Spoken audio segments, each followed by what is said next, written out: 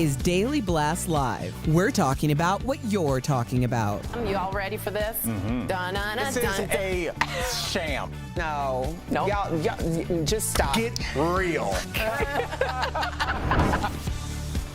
Welcome to DBL. Hello, everyone. What's going on? Everyone in a suit, power suits today. Taking it serious. Let's go. Our powers combined, it's Captain Planet. You remember that? Of course. What is that? Remember Captain Planet, the cartoon? No. Oh, for the environment? He saves the environment? I watch Tom and Jerry. Oh, okay. What a nerd. Go environment. All right.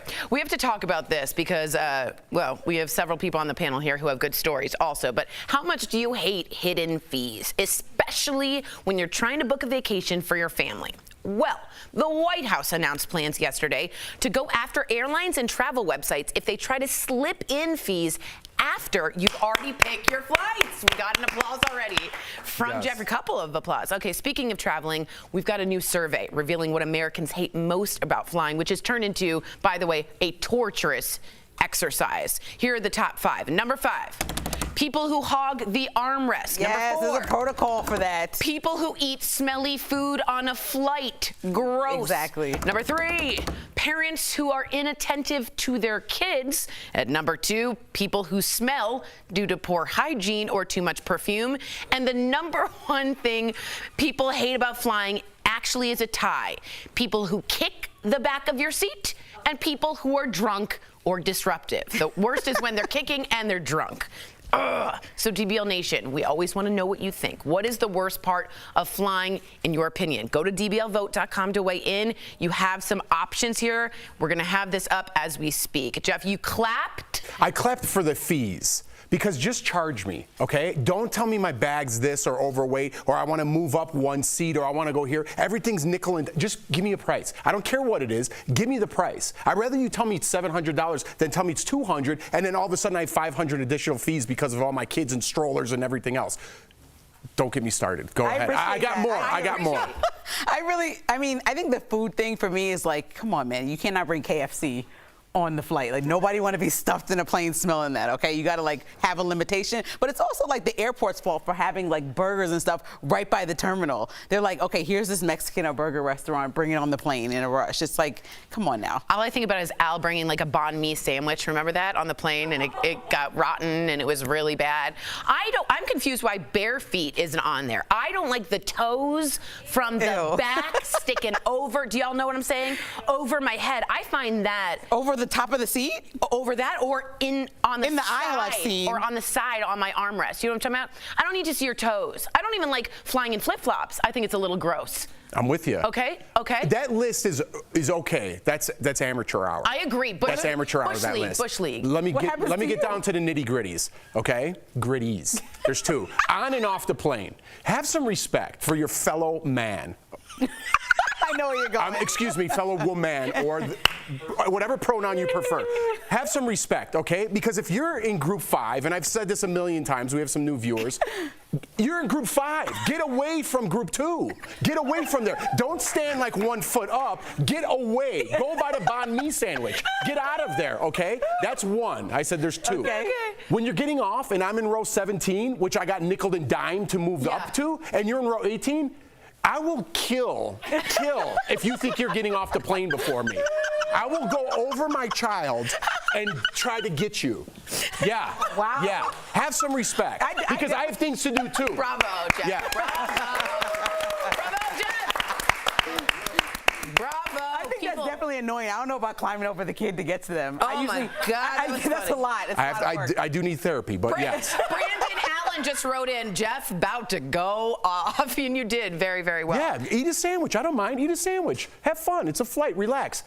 You're not getting off before me. I also think when people sit in the middle seat, you should give them the respect to have both armrests. Right, they got the bad end like of the people deal. should not be in armrest wars with people. Like, just move. Right. Like, they're uncomfortable. They're in the worst position. Like, just let them get this. I know. Middle seat gets it. Middle seat gets it. You got one by the window, and you got one on the aisle. Right. That's it. And they've got nothing else. You're really in a terrible situation in the middle. We're going to keep this up as we're talking about this, so keep writing in. And also, I wanted to ask about drinking, since so many people get drunk. But I wanted to actually speak week about this. Speaking of a flight attendant, he's gone viral for revealing the 5 things you should never do on a plane. Take a look. 5 things you should never do on an airplane. Number 1, do not ever touch the flush button or lever with your bare hands. Number 2, don't forget to drink water, stay hydrated. Number 3, do not fall asleep or lean your head on the window. Number 4, don't or try not to wear shorts when you're on an airplane. Number 5, don't feel afraid to let a flight attendant know if you're feeling sick. Okay, so what do we think of this list? Jeff, what did you feel? Don't touch what? The button, no, it's the flush button in the bathroom. Don't touch it? Yeah. Oh, without like a napkin? Yeah, or like your elbow. Oh, I'm pretty good about that. Like I knuckle a lot of things, you know what I mean? Let me tell you something. I've been on a couple of planes with Kinsley, and it's whatever's happening is happening. Yeah. We have to get changed in that bathroom. We're folding down, touching everything. We're also washing our hands impeccably 20 times, singing happy birthday, whatever. But I'm going to just uncomfortably get her situated whatever way possible. I'm with you. I don't even care what I'm touching. Like, this is like a little bit specific of a list. Just wash your hands, have some antibacterial. Yeah, and I do. Listen, I am guilty of like maybe putting my head against the course. thing. Listen, I shower when I get home. What's up? I know. Also, maybe don't get me in a phone booth to go pee in and then say don't touch anything. What am I, like a mime? Like, here I go. It's too much, you know? It is ridiculous. It's a little too much. And I also want to say, get a Clorox wipe and wipe everything down can be helpful. I learned that from Naomi Campbell. She was doing it before COVID. She was. And the other thing I wanted to say is the coffee and apparently the ice machines aren't always cleaned. They're not always clean. So that's something you should bring on the plane. Besides KFC, get your coffee. And I always say ginger ale with vodka, whatever, without ice.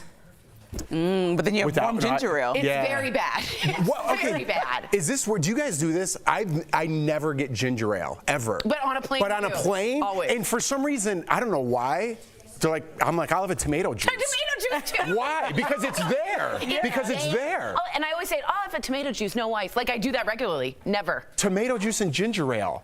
I don't know why. I always get Pringles though. I don't eat those at home. Oh, is that your lucky And I pay $5 for them because they're not on the free snack list. But I'm like, I'll take the $5 Pringles every time. And then you put them on your dirty tray. Like, Exactly. eat 'em off.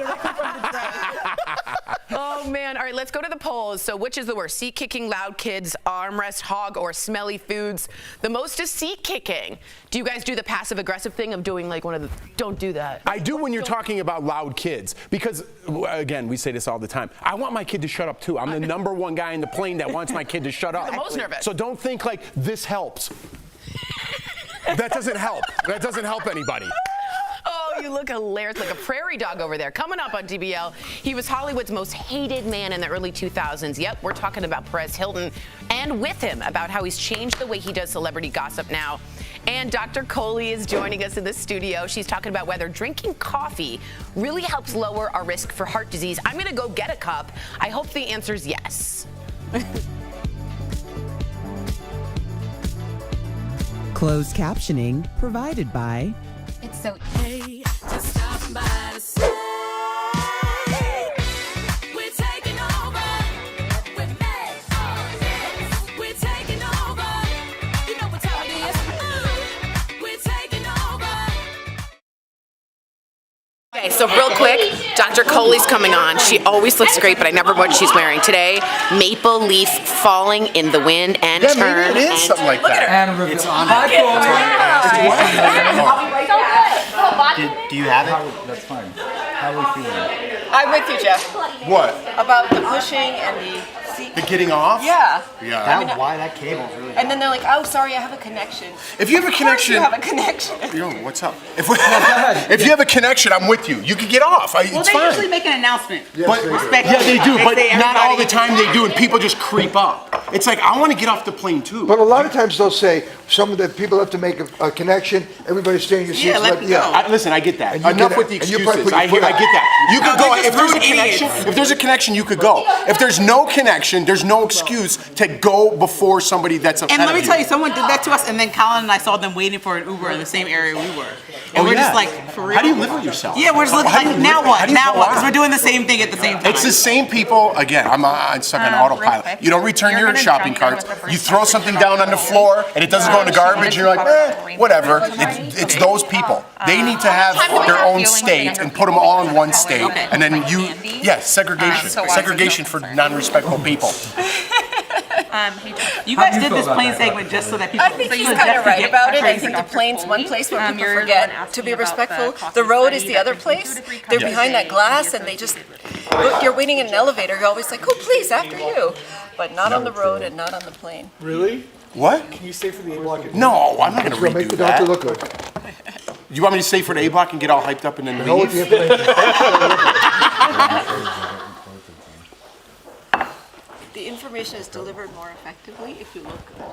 Yes, it's You have all these beautiful people on your host panel here. yes. 15. Now she just does that.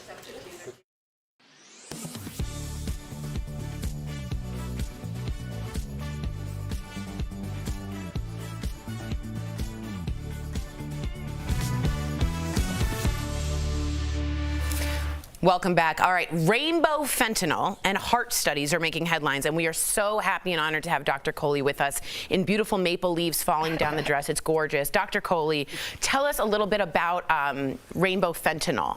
Have you guys heard about this? My wife just showed me this. This is terrifying. Every parent should know about it. Every person should know about it. It's basically these drug cartels putting fentanyl to look like candy. And if you look at the pictures of what it looks like candy. And so we're talking unintentional overdoses. We're talking adolescents. Is that it? Yeah, those are sweet tarts right there. Right?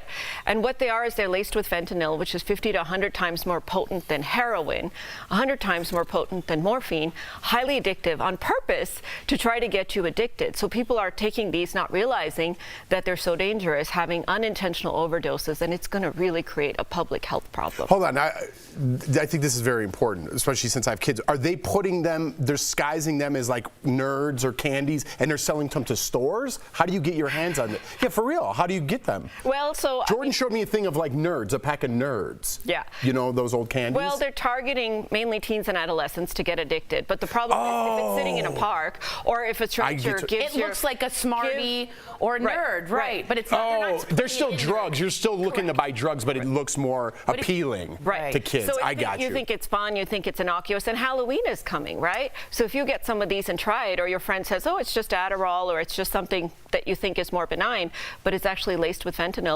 I mean, we are looking at really all these unintentional drug overdoses on our hands. But nobody's mistakenly, as a parent, giving them to children without knowing. I mean, I would hope not. Right. But That's again, the fear. Right. That's the fear. We're worried because this is what the cartel wants. They want people to get addicted to it early. All right, well, let's get to it, Doc, because coffee. We all drink coffee, and there's a new study that says 2 to 3 cups of coffee can be associated with lowering the risk of heart disease. Should we be drinking more coffee? Back in the day. Well, my girl T over there has some coffee, and the answer is This is coffee, everyone. probably yes, but kind of let's talk about the science. So what the study did is looks at about 500,000 people who drink coffee, and the ones that ended up drinking 2 or 3 cups, they had a lower risk of dying, they had a lower risk of heart disease, and they had a lower risk of arrhythmias, which is those electrical problems we worry about with the caffeine. But here's my question, guys. Is it the coffee that's protecting them, or is it that coffee is just a marker of other healthy behaviors, perhaps, like exercising or eating better or what have you? So we don't exactly know if it's a causation or an association.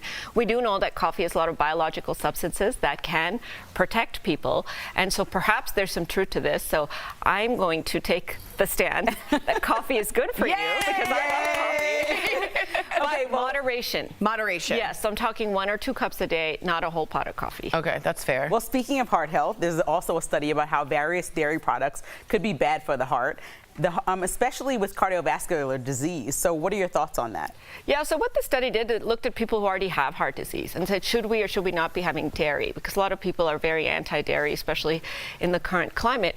And it turns out dairy is not all the same.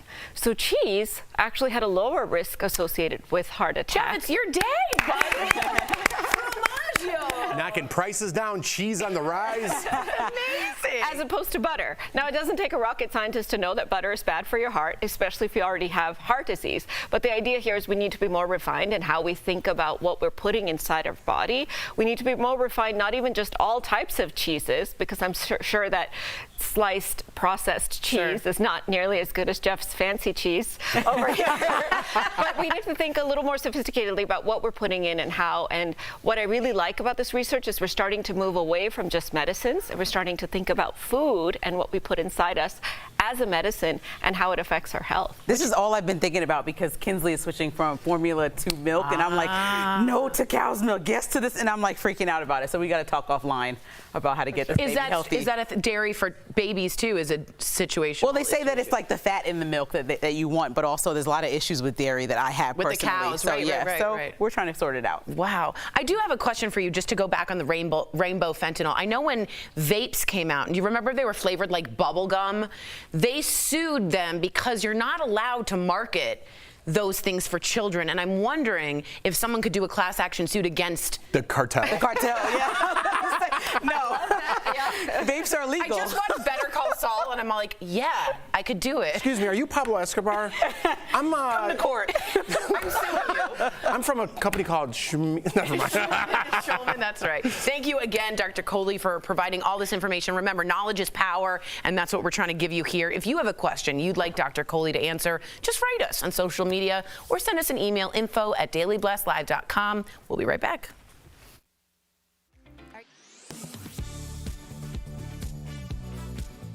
If it feels like you're hearing more and more about libraries and school boards removing certain reading material from shelves and curriculum, well, the groups that keep track of this kind of thing would tell you you're right.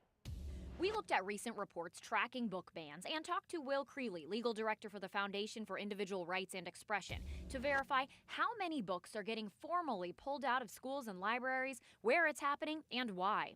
The American Library Association reports 2021 saw the largest number of attempted book bans since it began tracking that 20 years ago. There's always been some amount of book banning, right? But this is unprecedented. It is a tsunami. It is an avalanche of censorship. PEN America's extensive index of school book bans lists more than 1,600 titles challenged in the last year. Texas has the highest stack of banned books, followed by Florida and Pennsylvania. This is happening everywhere. Historically, challenged books have often centered around language or what might have been deemed mature topics, but targeted books increasingly center around characters and issues, quote, of people who are gay, trans, black, indigenous, people of color, immigrants, and refugees, according to the ALA. 5 of the 10 most challenged books for the last year deal with LGBTQ issues. Creeley says it's a precedent that could impact a variety of beliefs. That axe swings both ways, right? Once you start banning books, it is a very slippery slope. The PEN America report found sometimes books are pulled in political moves from school board officials or even those high up in state government. But most of these book challenges come from local action and advocacy parent groups, typically conservative, aiming to amplify parents' voices in schools. Most of these have only been formed in the past few years. With your Verify, I'm Abby Larico.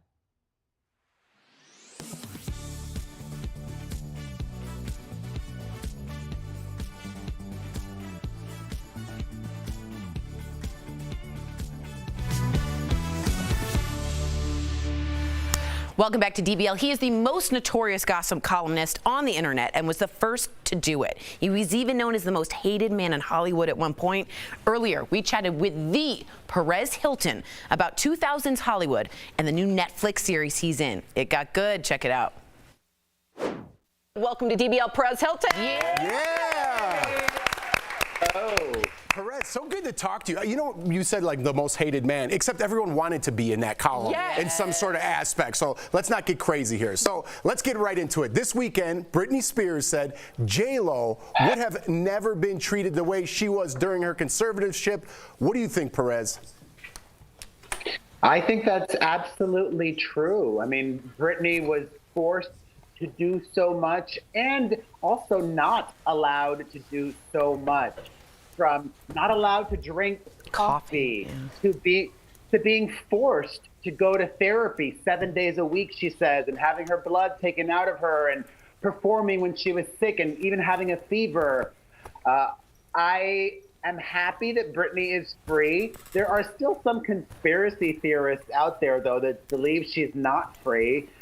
And I'm happy that Britney is married and has a husband that loves her. I wish her a lot of healing. You know, she still needs to work on fixing all of the trauma that she had to endure for 13 plus years. You were once referred to as the most hated man in Hollywood, and I'd love to get your take on this, Perez. Do you think your content from the 2000s would fly today in this climate? Absolutely. Even if publicly people would say that's awful, privately they would be looking for the craziest, most salacious, most awful thing. Because a lot of us, not everyone, but it's human nature to be driving, and if you see a car wreck that's not, people seriously injured, everybody just slows down. Or, I won't mention names, but still in 2022, there are leaks of inappropriate photos of celebrities. And I don't post those anymore, but people are constantly, oh, I need to see it on Twitter. Who has the photo? Let me see the photo. So people still want that content, and even though they want that, I will not give it to them. Well, it's kind of a deeper question I wanted to get to, because I don't know if we're around the same age. I'm 45, but I look back at early 2000s me, and I have a lot of regrets about what I did, how I handled things, how I spoke to people. If you could go back to then and talk to that version of you, what would you tell them? What would you tell yourself to avoid? Because it seems like I'm assuming that there's a lot of positives, but a lot of regrets in your life. I would have told myself, you are enough. I was acting out of insecurity, and that's not an excuse. I take full accountability for my past behavior, my words and actions. I was an adult when I was doing all of these things in my late 20s. But I was getting all of this attention, and I knew what I was doing was wrong, and I did not care. I was so selfish. I thought, wow, this one thing that I'm doing is working, it's resonating. I'm being rewarded for my bad behavior.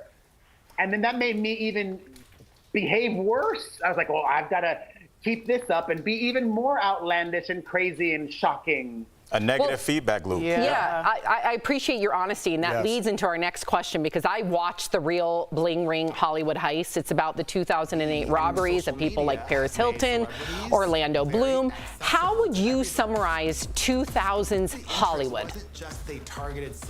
I would, obviously I was not alive during the Wild Wild West, but I would compare it to the Wild Wild West, because there were no rules. Everything was new when it came to the clash of celebrities and the birth of social media and websites like mine. It used to be just the celebrity magazines, but now there were so many more outlets and so many more apps and opportunities for celebrities to be seen. So I would run paparazzi photos every single day, including paparazzi photos of celebrities on vacation, which unfortunately would help these young troublemakers keep tabs on who was out of town. You guys have to watch it. We're running out of time, Perez, but you have to watch That's it. fascinating. It is fascinating. It's a whole new take. I really appreciated your commentary, Perez.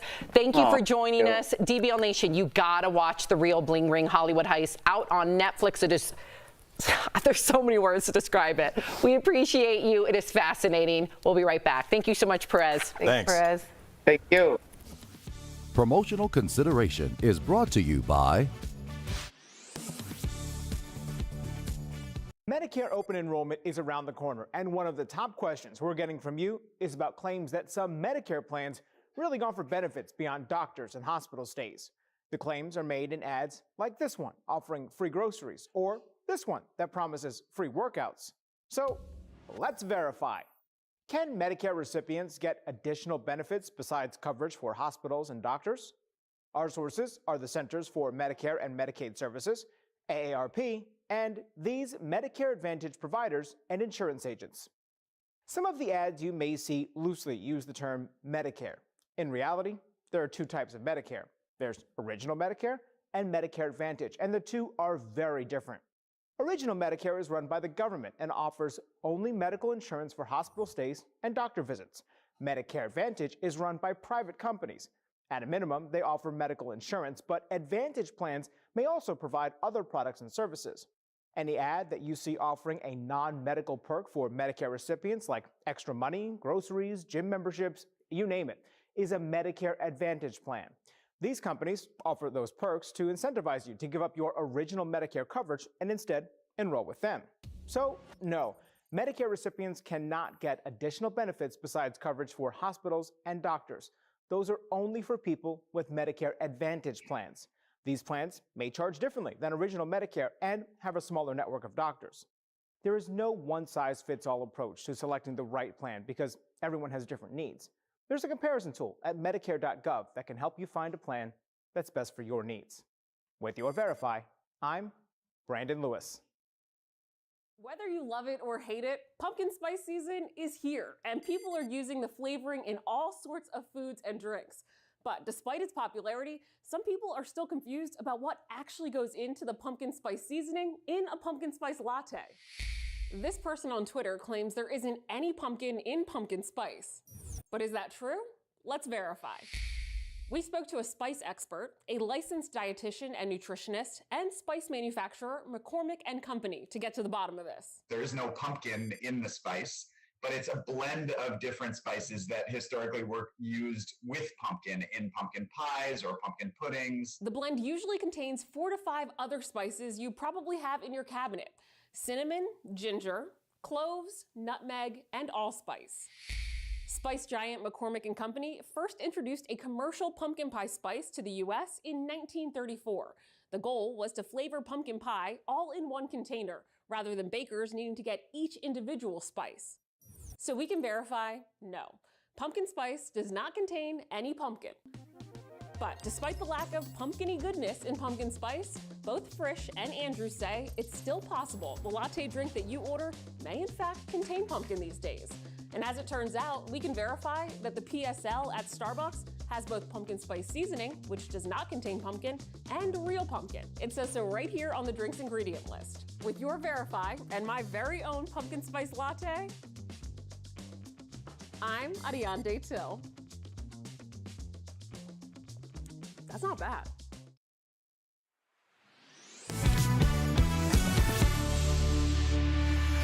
If you ever struggle to button a shirt or walk upstairs, you probably know how painful and limiting arthritis and joint pain can be. So it's time for some joint and muscle support brought to you by Omega XL. So regular stretching and strength exercises can reduce pain and stiffness in your hands. When the pain is at your worst, try not to wear any clothes with any buttons, zippers, or anything that could cause more inflammation. For pain in your ankles, try exercising with a resistance band to build strength. A seated toe stretch can even help relieve ankle pain. Omega XL has improved the lives of millions of consumers, supported by 30 years of clinical research. Omega XL's powerful and proven benefits have transformed the lives of athletes, celebrities, and dedicated users. Call 1-800-686-5325 or visit OmegaXL.com for more information. I have something quick to say. My mom and my grandmother both had birthdays over the weekend, and they are loyal viewers of DBL, so happy birthday! Happy birthday! Susan and Grandma Ida. See you tomorrow.